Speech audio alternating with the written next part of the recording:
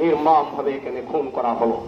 কিন্তু আমরা দেখেছি আজকে 14 তারিখ, 8 দিন অতিবাহিত হয়ে গেছে, কিন্তু সিসি ক্যামেরায় কারা খুন করেছে, চাইনিজ করে কে কোপ মারল, সব কিছু ভাইরাল হয়ে গেছে। কিন্তু আজও প্রকৃত কুখ্যাত সেই খুনিদের গ্রেপ্তার করা হয়নি। বাংলাদেশ জামাত ইসলামী অভয়নগর উপজেলা কর্তৃক আয়োজিত আমাদের প্রিয় ভাই জনাব আনিসুর রহমানকে গত বুধবার বাদ আছর আমরা যেখানে দাঁড়িয়ে সমাবেশ করছি, আপনারা দেখেছেন তার পাশেই ওনার টেবিল আছে, চেয়ার আছে। যে চেয়ারে উনি আসর বাদ বসেছিলেন, সেখানে এসেই নোয়াপাড়ার চিহ্নিত কুখ্যাত সন্ত্রাসীরা নির্মমভাবে তাকে খুন করেছে। সেই খুনের পরে আমাদের নোয়াপাড়ার ব্যবসায়ীরা সর্বস্তরের জনগণকে নিয়ে বিক্ষোভ মিছিল করেছে, হরতাল করেছে।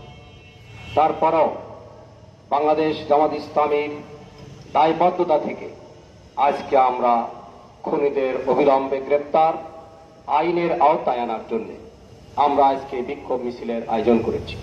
আজকে বিক্ষোভ মিছিলের সুযোগ্য সভাপতি, অভয়নগর উপজেলার সুযোগ্য আমির সর্দার মোহাম্মদ শরীফ, বস্তারের ব্যবসায়ী নেতৃবৃন্দ, শ্রমিক, সবার প্রতি আমার আন্তরিক সালাম, আসসালামু আলাইকুম রহমতুল্লাহ।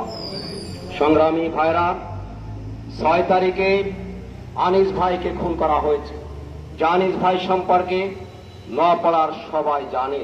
প্রায় 38 বছর ধরে এখানে তিনি ব্যবসা করছেন। তিনি একজন প্রখ্যাত আমদানিকারক। তার সততা, তার যোগ্যতা দিয়ে তিল করে নোয়াপাড়াকে তিনি ব্যবসায়ের একটি সুন্দর পরিবেশ হিসেবে গড়ে তোলার ক্ষেত্রে অন্যতম কারিগর হিসেবে ভূমিকা পালন করেছেন। আজকে তার অপরাধটা কোথায়? তার অপরাধ একটাই, তিনি সৎ, তিনি দক্ষ, দেশপ্রেমিক। এই সততার কারণেই আজকে তিনি সন্ত্রাসীদের পক্ষে নয়, তিনি অন্যায় অবিচারের বিরুদ্ধে রুখে দাঁড়াতেন সকল সময়। তিনি সত্যবাদে চলতেন। এই কারণে আজকে তাকে নির্মমভাবে এখানে খুন করা হলো।